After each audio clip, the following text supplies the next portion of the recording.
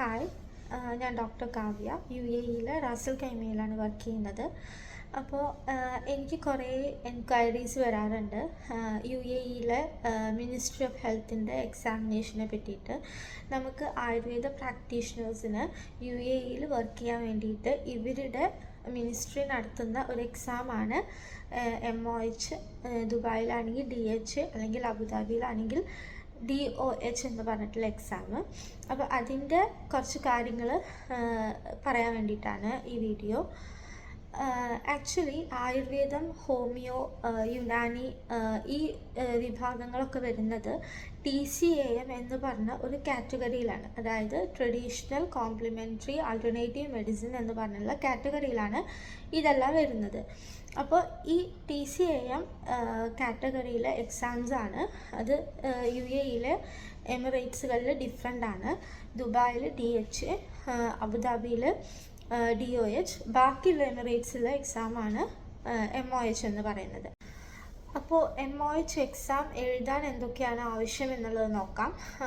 First നമ്മളുടെ experience ആണ്.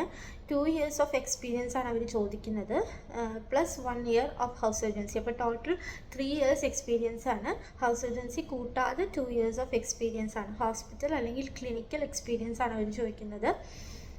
അതുപോലെ തന്നെ നമ്മളുടെ രജിസ്ട്രേഷൻ സർട്ടിഫിക്കറ്റ്, ഡിഗ്രി സർട്ടിഫിക്കറ്റ്, പിന്നെ ഗുഡ് സ്റ്റാൻഡിങ് സർട്ടിഫിക്കറ്റ് എന്ന് പറഞ്ഞിട്ട് കൺസേൺ ആയിട്ടുള്ള രജിസ്ട്രേഷൻ എവിടെ നിന്നാണ് ചെയ്ത് അവിടെ നിന്നുള്ള ഒരു സർട്ടിഫിക്കറ്റ് ഉണ്ട്.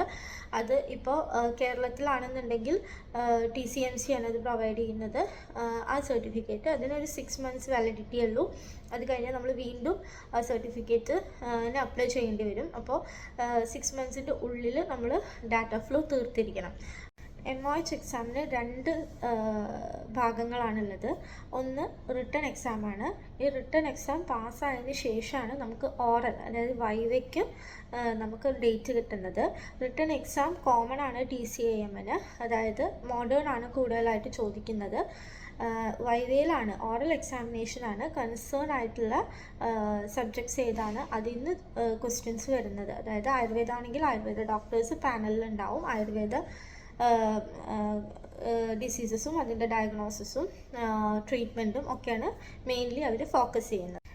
MOHൻ്റെ മറ്റു കാര്യങ്ങൾ, അതായത് എങ്ങനെയാണ് MOHന് പ്രിപ്പയർ ചെയ്യേണ്ടത്, ഏതൊക്കെ പോർഷൻസ് ആണ് കൂടുതൽ ശ്രദ്ധിക്കേണ്ടത് എന്നുള്ളതൊക്കെ നെക്സ്റ്റ് വീഡിയോയിൽ ചെയ്യാം. ബൈ.